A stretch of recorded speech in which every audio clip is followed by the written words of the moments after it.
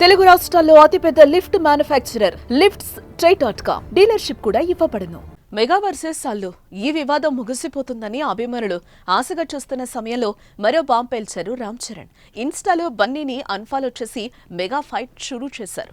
గత కొంతకాలంగా రెండు కుటుంబాల మధ్య వివాదాలు నడుస్తున్నా వాటిని కుటుంబ పెద్దలు కప్పిపుచ్చుతున్నారు. కానీ మెగా హీరోలు మాత్రం అల్లు అర్జున్ అవాయిడ్ చేయడం కనిపిస్తోంది.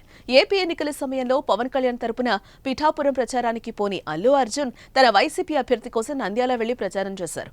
అప్పటికే అంటి ముట్టనట్టున్న మెగా అల్లు కుటుంబ సభ్యుల మధ్య ఎన్నికల ప్రచారం మరింత దుమారాన్నే పెంచింది.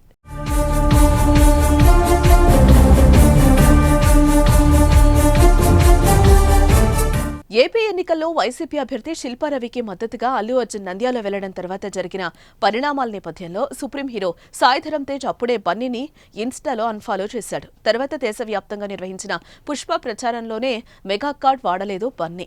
సంధ్యా థియేటర్ కేసులో అల్లు అర్జున్ అరెస్టు కాగా మెగా ఫ్యామిలీ అతని నివాసానికి వచ్చి పరామర్శించింది. విడుదల అనంతరం అల్లు అర్జున్ కూడా కుటుంబ సమేతంగా చిరంజీవి నాగబాబును వెళ్లి కలిశారు.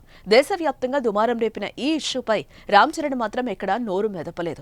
కనీసం అల్లు అర్జున్ ను కలవలేదు. సోషల్ మీడియా వేదికగా కూడా స్పందించలేదు.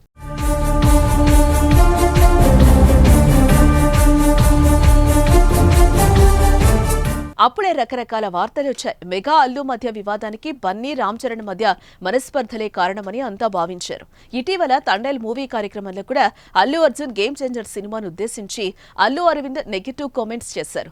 దానిపై విమర్శలు రావడంతో రామ్ చరణ్ నా కొడుకు లాంటివాడు, నేను అలా అనడం తప్పే అంటూ వ్యాఖ్యలు కూడా చేశాడు. ఇంతలోనే ఏమైందో అల్లు అర్జున్ ను రామ్ చరణ్ అన్ఫాలో చేశాడు.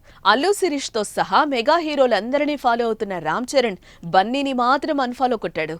ఈ వ్యవహారం ఇప్పుడు తెలుగు రాష్ట్రాలతో పాటు దేశవ్యాప్తంగా చర్చకు దారితీసింది. ఒకప్పుడు ఎంతో సంతోషంగా ఉండే వీరిద్దరూ ఇప్పుడు విడిపోవడం చర్చనీయాంశమైంది.